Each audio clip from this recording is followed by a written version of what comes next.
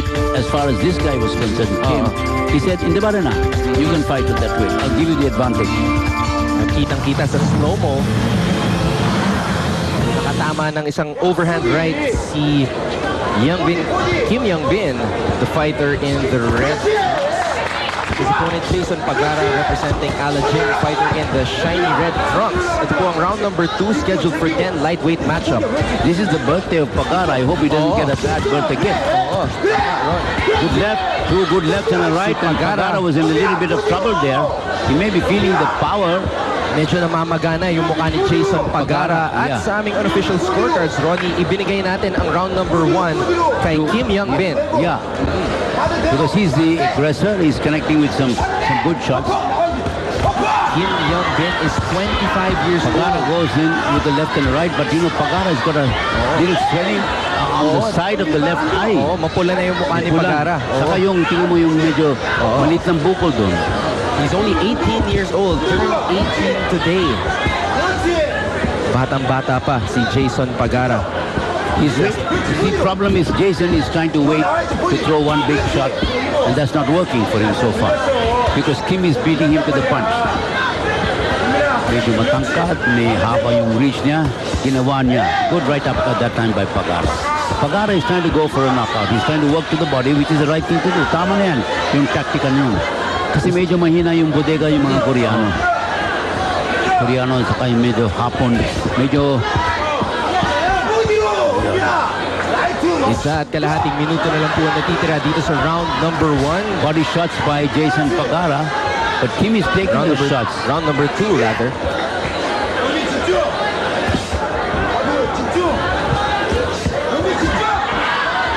Jab by Pagara. Good combination by Pagara. Talagang sumisigaw yung corner ni Young-bin Kim. Kim Young-jip. Kim Young-jip, yung cornerman niya, former champion in Korea. Good left.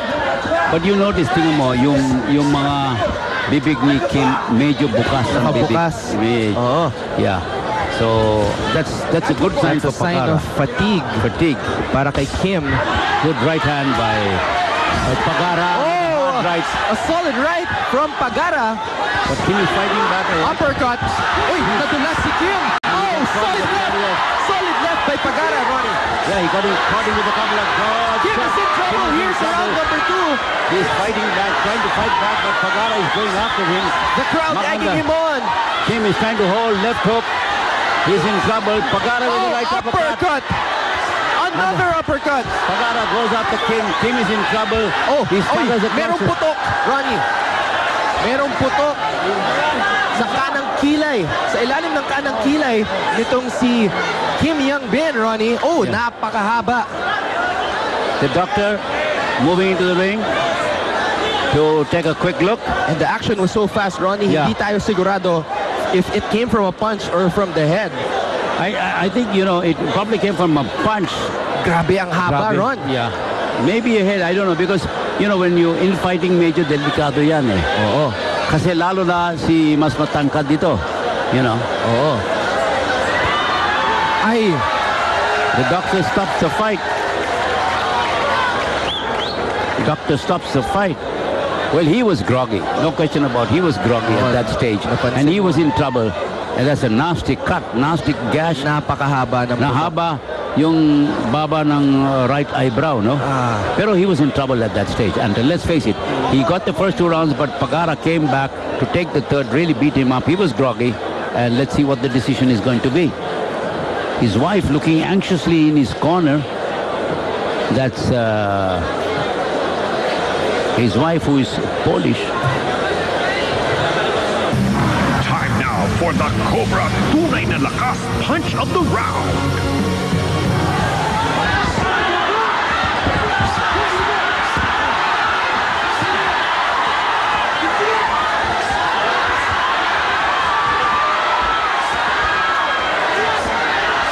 Yeah, there was a succession of left hooks. A series of left hooks. That was not the head. That was really a punch. Pinakawala ni Jason Pagara. So, ayan, tignan natin dito. Boom! Sa slow-mo. Tignan mo yung kaliwa. Oo. Pagkatapos kanan. He really hurt Ayun, him. bumiyak na, Ron. Yeah. Tumulo na yung dugo. Alam mo na, maganda yung comeback ni Jason Pagara. Ibig Oo. sabihin, he kept his composure. Oo. He was not rattled. He lost the first 2 rounds on official scorecards, but he came back very well in the third. Unang-una yung body shots niya. Medyo pagod ni Kim. Then he went to the head.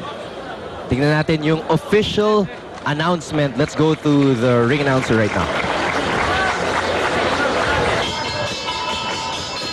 Ladies and gentlemen, we have the official time at 2 minutes and 18 seconds of the second round. On the advice of our ring physician, referee Ben Nestario stops the bout. And since the cut was caused by a legal blow, we have a winner by technical knockout, Jason Pagara. Jason Pagara, ladies and gentlemen. The Bota boy wins by a second round technical knockout. Magandang laban niya. Korea, Young Bin Kim. Young Bin Kim. At natapos ng po ang laban dito sa Carlos P. Garcia Stadium sa Tagbilaran City, Bohol. At maraming salamat sa lahat ng mga dumayo. Jason, happy birthday, unang-una. Thank you sa lahat at sumusuporta po kayo sa aming laban ngayon dito sa Bohol. Maraming salamat. Mukhang medyo nahihirapan ka nung round number 1. Naging aggressive ang iyong kalaban. Pero nung round number 2, nakabalik ka.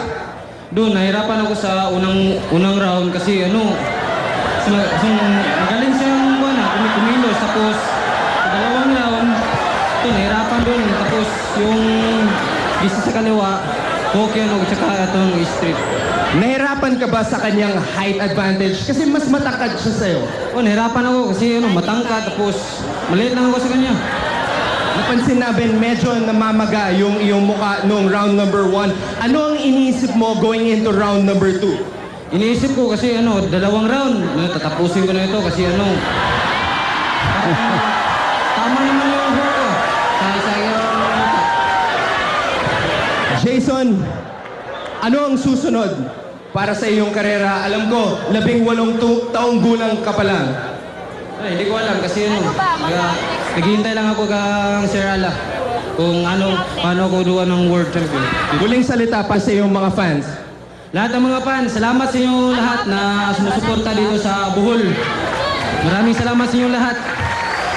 Maraming salamat, Jason Pagara. Bumalik po tayo sa ringside. Tremendous win by Jason Pagara against a much taller, tougher Korean who took the first round, but Pagara came back, said he wanted to finish it in round number 2, and he did exactly that on his birthday. What a way to celebrate with 25 to 30,000 Boholanos. Up next, this should be a good one. AJ Bazooka Banal versus a really tough guy from Korea and Japan, Big U. Will he beat or will he cut him down to size?